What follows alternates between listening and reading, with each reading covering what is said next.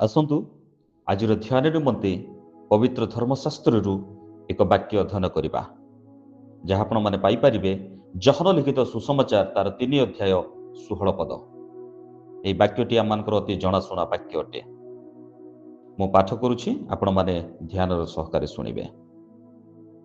ଆଉ ଏହି ସ୍ଥାନରେ ଲେଖା ଅଛି, କାରଣ ଈଶ୍ୱର ଜଗତକୁ ଏଡ଼େ ପ୍ରେମ କଲେ ଯେ ସେ ଆପଣା ଅଦ୍ୱିତୀୟ ପୁତ୍ରଙ୍କୁ ଦାନ କଲେ, ଯେପରି ଯେ କେହି ତାହାଙ୍କଠାରେ ବିଶ୍ୱାସ କରେ ସେ ବିନଷ୍ଟ ନ ହୋଇ ଅନନ୍ତ ଜୀବନ ପ୍ରାପ୍ତ ହୁଏ।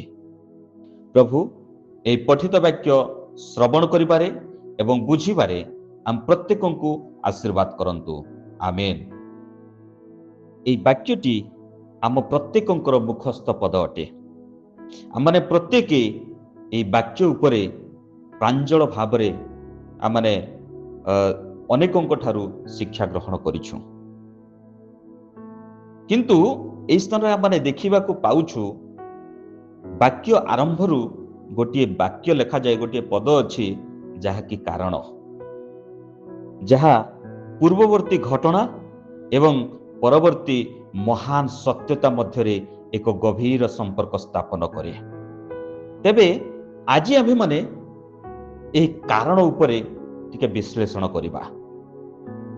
ଏହି 16 ପଦର ଠିକ୍ ପୂର୍ବକୁ ଯଦି ଆମେ ଫେରିଯିବା, ନିକୋଦିମ ନାମକ ଏକ ବ୍ୟକ୍ତି ଯୀଶୁଖ୍ରୀଷ୍ଟଙ୍କ ନିକଟକୁ ଆସି ସେ ପ୍ରଶ୍ନ କରୁଛନ୍ତି ପୁନର୍ଜନ୍ମ ବିଷୟରେ। ତେବେ ଯୀଶୁଖ୍ରୀଷ୍ଟ ତାଙ୍କୁ ଏକ ଦୃଷ୍ଟାନ୍ତ ଦେଉଛନ୍ତି, ଯାହାକି ମରୁଭୂମିରେ ଉଚ୍ଚୀକୃତ ହୋଇଥିବା ପିତ୍ତଳ ସର୍ପର ଦୃଷ୍ଟାନ୍ତ, ଯାହା ମଶାଙ୍କ ଦ୍ୱାରା। ଆମେ ଯଦି ଦେଖିବା 14 ଏବଂ 15 ଅଧ୍ୟାୟରେ ସେ ସ୍ଥାନ ଲେଖାଯାଏ, ପୁଣି ମଶା ଯେ ପ୍ରକାର ପ୍ରାନ୍ତରରେ ସର୍ପକୁ ଉର୍ଦ୍ଧ୍ୱକୁ ଉଠାଇଥିଲେ, ମନୁଷ୍ୟ ପୁତ୍ର ଅବଶ୍ୟ ସେହି ପ୍ରକାରେ ଉର୍ଦ୍ଧ୍ୱକୁ ଉଠାଯିବେ, ଯେପରି ଯେ କେହି ତାହାଙ୍କଠାରେ ବିଶ୍ୱାସ କରେ ସେ ଅନନ୍ତ ଜୀବନ ପ୍ରାପ୍ତ ହୁଏ। ସୈନ୍ୟାଧିପତି ସଦାପ୍ରଭୁ ପରମେଶ୍ୱର ମନୁଷ୍ୟକୁ ଅନନ୍ତ ଜୀବନ ଦେବା ନିମନ୍ତେ ଏପରି ଏକ ବ୍ୟବସ୍ଥା କାହିଁକି କଲେ? ତାହାର ଉତ୍ତର ସ୍ୱରୂପ ହେଉଛି ଏହି କାରଣ। ଅର୍ଥାତ୍ ପରମେଶ୍ୱର ଜଗତକୁ ଏପରି ପରିତ୍ରାଣ ଦେବାର ମୂଳ ପ୍ରେରଣା ବା ହେତୁ ହେଉଛି ତାହାଙ୍କର ଅପାର ପ୍ରେମ। ଏବଂ ଏହି କାରଣ ଶବ୍ଦଟି ପରମେଶ୍ୱରଙ୍କର ନିଃସ୍ୱାର୍ଥ ପ୍ରେମ ଏବଂ ତ୍ୟାଗକୁ ବୁଝାଇଥାଏ। ପ୍ରଥମ ଜହନ 4 ଅଧ୍ୟାୟ 9 ଏବଂ 10ରେ ଲେଖାଯାଏ, ଆମ୍ଭମାନଙ୍କ ମଧ୍ୟରେ ପରମେଶ୍ୱରଙ୍କର ପ୍ରେମ ଏହି ପ୍ରକାର ପ୍ରକାଶିତ ହେଲା ଯେ ଆମ୍ଭେମାନେ ଯେପରି ତାହାଙ୍କ ଦ୍ୱାରା ଜୀବନ ପ୍ରାପ୍ତ ହୋଇ ବଞ୍ଚିବା। ଏଥିପାଇଁ ପରମେଶ୍ୱର ଆପଣା ଅଦ୍ୱିତୀୟ ପୁତ୍ରଙ୍କୁ ଜଗତକୁ ପଠାଇଲେ। ପ୍ରେମ ଏଥିରେ ଅଛି। ଆମ୍ଭେମାନେ ଯେ ପରମେଶ୍ୱରଙ୍କୁ ପ୍ରେମ କଲୁ ତାହା ନୁହେଁ, କିନ୍ତୁ ସେ ଆମ୍ଭମାନଙ୍କୁ ପ୍ରେମ କଲେ ଓ ଆପଣା ପୁତ୍ରଙ୍କୁ ଆମ୍ଭମାନଙ୍କ ପାପର ପ୍ରାୟଶ୍ଚିତାର୍ଥେ ପଠାଇଲେ। ଆଉ ଯଦି ଦେଖିବା ରୋମିଓ 5 ଅଧ୍ୟାୟ ତାର 8 ପଦରେ ମଧ୍ୟ ଗୋଟିଏ ସୁନ୍ଦର ବାକ୍ୟ ଲେଖାଯାଏ, ମାତ୍ର ପରମେଶ୍ୱର ଆମ୍ଭମାନଙ୍କ ପ୍ରତି ଆପଣା ପ୍ରେମ ପ୍ରମାଣିତ କରୁଅଛନ୍ତି, ଯେହେତୁ ଆମ୍ଭେମାନେ ପାପୀ ଥିବା ସମୟରେ ସୁଦ୍ଧା ଖ୍ରୀଷ୍ଟ ଯେ ଆମ୍ଭମାନଙ୍କ ନିମନ୍ତେ ମୃତ୍ୟୁ ଭୋଗ କଲେ, ସେଥିରେ ଈଶ୍ୱର ଆମ୍ଭମାନଙ୍କ ପ୍ରତି ଆପଣା ପ୍ରେମ ସ୍ୱପ୍ରମାଣ କରୁଅଛନ୍ତି। ଏହି 2ଟି ପଦ ଯୋଉ ଆମେ ପାଠ କଲୁ, ଏଥିରୁ ସ୍ପଷ୍ଟ ପ୍ରମାଣିତ ହେଉଛି ଯେ ମନୁଷ୍ୟ ପାପରେ ପଡ଼ି ନଷ୍ଟ ହେବାକୁ ଯାଉଥିବା ବେଳେ ପରମେଶ୍ୱର ନିଜ ପ୍ରେମର କାରଣରୁ ନିଜ ଏକମାତ୍ର ଅଦ୍ୱିତୀୟ ପୁତ୍ରଙ୍କୁ ଦାନ କରିବାକୁ ସ୍ଥିର କଲେ।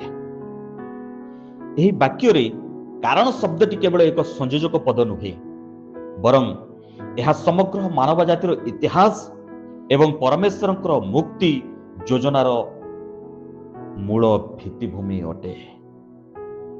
ମନୁଷ୍ୟ ପାପ କରିବା ଦ୍ୱାରା ପରମେଶ୍ୱରଙ୍କ ଠାରୁ ଦୂରେଇ ଯାଇଥିଲା ଏବଂ ଆତ୍ମିକ ଭାବରେ ମୃତ ଥିଲା। ଯଦି ଆମେ ଦେଖିବା ରୋମିଓ 6 ପର୍ବ ତାର 23 ପଦ ଅନୁସାରେ, ପାପର ବେତନ ବା ପାପର ଫଳ ହେଉଛି ମୃତ୍ୟୁ।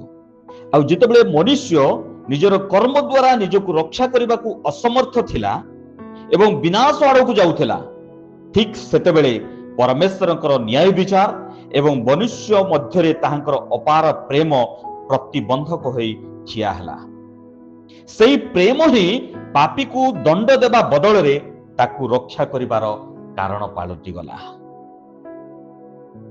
ଏଫେସିୟ ତାର 2:4 ଏବଂ 5 ଯଦି ଆମେ ଦେଖିବା, ସେ ସ୍ଥାନ ଲେଖାଯାଏ, ମାତ୍ର ଏପରି ଅପରାଧରେ ମୃତ ହେଲେ ହେଁ ଦୟା ସାଗରେ ଯେ ଈଶ୍ୱର ସେ ଆମ୍ଭମାନଙ୍କୁ ଯେଉଁ ମହାପ୍ରେମରେ ପ୍ରେମ କଲେ, ସେଥି ସକାଶେ ଆମ୍ଭମାନଙ୍କୁ ଖ୍ରୀଷ୍ଟଙ୍କ ସହିତ ସଜୀବ କରିଅଛନ୍ତି।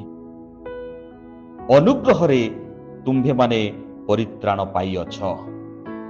ଏ ସ୍ଥାନରେ ଆମ୍ଭେମାନେ ଦେଖୁ ଯେ ସେ ଆମ୍ଭମାନଙ୍କୁ ମହାପ୍ରେମରେ ପ୍ରେମ କଲେ। ଇଂରାଜୀରେ ଲେଖାଯାଏ because of his great love. ଆଉ ତାହା ହିଁ ଯୋହନ ଲିଖିତ ସୁସମାଚାରର 3:16 ଲେଖାଯାଇଥିବା କାରଣ। ପରମେଶ୍ୱର ଆମ୍ଭମାନଙ୍କୁ ଜୀବିତ କରିବାର କାରଣ ହେଉଛି ତାଙ୍କର ମହାପ୍ରେମ। ଜିହିଜିକଲ 33:11 ସେ କୁହନ୍ତି, ସେମାନଙ୍କୁ କୁହ, ପ୍ରଭୁ ସଦାପ୍ରଭୁ କହନ୍ତି, ଆମ୍ଭେ ଜୀବିତ ଥିବା ପ୍ରମାଣେ ଦୁଷ୍ଟର ମରଣରେ ଆମ୍ଭର ସନ୍ତୋଷ ନାହିଁ, ମାତ୍ର ଦୁଷ୍ଟ ଯେପରି ଫେରି ବଞ୍ଚଇ ଏଥିରେ ହିଁ ଆମ୍ଭର ସନ୍ତୋଷ ଅଛି। ଆଉ ତୁମ୍ଭେମାନେ ଫେର, ଆପଣ ଆପଣା କୁପଥରୁ ଫେର, କାରଣ ହେ ଇସ୍ରାଏଲ ବଂଶ, ତୁମ୍ଭେମାନେ କି ହେତୁ ମରିବ। ଏ ସ୍ଥାନରେ ଆମେ ସ୍ପଷ୍ଟ ଭାବରେ ଦେଖିବାକୁ ପାରୁଛୁ ଯେ ପରମେଶ୍ୱରଙ୍କର ଇଚ୍ଛା କେହି ଯେ ପ୍ରକାର ବିନଷ୍ଟ ନ ହୁଅନ୍ତୁ ଆଉ ସମସ୍ତେ ଉଦ୍ଧାର ପାଆନ୍ତୁ, ଏହା ହିଁ ପରମେଶ୍ୱରଙ୍କର ଇଚ୍ଛା ଅଟେ। ଆଉ ସେଇ ଇଚ୍ଛା ଓ ପ୍ରେମ ହିଁ ତାଙ୍କୁ ନିଜ ପୁତ୍ରଙ୍କୁ ଦାନ କରିବାକୁ ବାଧ୍ୟ କରିଥିଲା। ଏହି କାରଣ ଶବ୍ଦର ଅର୍ଥ ବୁଝିବା ନିମନ୍ତେ ମୁଁ ଏକ ଦୃଷ୍ଟାନ୍ତ ଆପଣମାନଙ୍କ ନିକଟରେ ରଖିବା ପାଇଁ ଚାହେଁ। ଧ୍ୟାନର ସହକାରେ ଶୁଣନ୍ତୁ। ଜଣେ ଦକ୍ଷ ଏବଂ ମହାନ ବିଚାରପତିଙ୍କର ଜଣେ ମାତ୍ର ପ୍ରିୟ ପୁତ୍ର ଥିଲା ବା ଏକମାତ୍ର ପ୍ରିୟ ପୁତ୍ର ଥିଲା। ମେଧାବୀ ଓ ଆଜ୍ଞାବହ ପୁତ୍ରଟେ ସେ। ଆଉ ସେ ବିଚାରପତିଙ୍କର କୋର୍ଟରେ ଏକ ମାମଲା ଆସିଲା, ଯେଉଁଥିରେ ସହରର ଜଣେ ବ୍ୟକ୍ତି ଏକ ବଡ଼ ଅପରାଧ କରିଅଛି ଏବଂ ଆଇନ ଅନୁସାରେ ତାଙ୍କୁ ମୃତ୍ୟୁଦଣ୍ଡ ଦେବା ବାଧ୍ୟତାମୂଳକ ହୋଇଯାଇଥିଲା। ଆଉ ସେଇ ଅପରାଧୀ ବ୍ୟକ୍ତି ଜଣକ ହେଉଛନ୍ତି ସେଇ ବିଚାରପତିଙ୍କର ଜଣେ ପୁରୁଣା ଶତ୍ରୁ, ଯିଏ ପୂର୍ବରୁ ବିଚାରପତିଙ୍କୁ ବହୁତ କ୍ଷତି ପହଞ୍ଚାଇଥିଲା।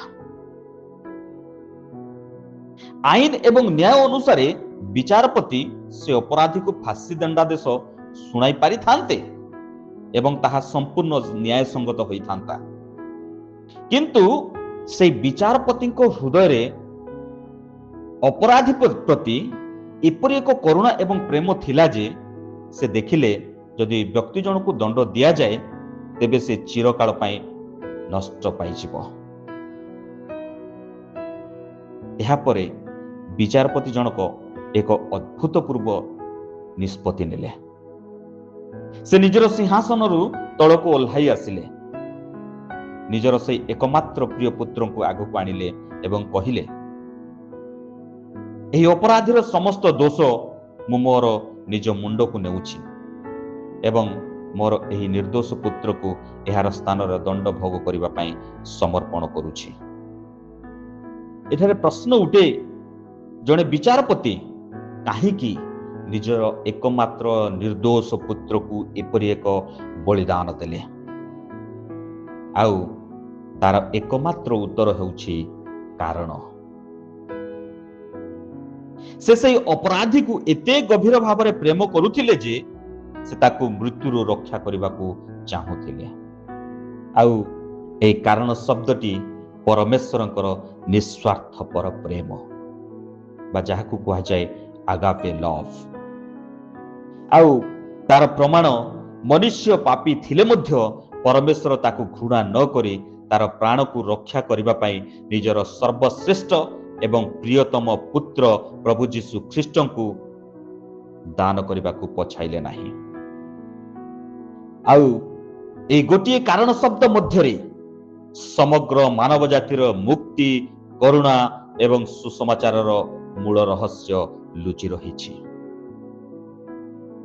ଆଉ ସଂକ୍ଷେପରେ କହିବାକୁ ଗଲେ ଜହନ 3 ଅଧ୍ୟାୟର 16 ପଦର ଯେଉଁ କାରଣ ଶବ୍ଦଟି ହେଉଛି ପରମେଶ୍ୱରଙ୍କର ଅପାର ପ୍ରେମ ଏବଂ ମାନବ ଜାତି ପ୍ରତି ତାଙ୍କର କରୁଣା ସବୁଠାରୁ ବଡ଼ ପ୍ରମାଣ।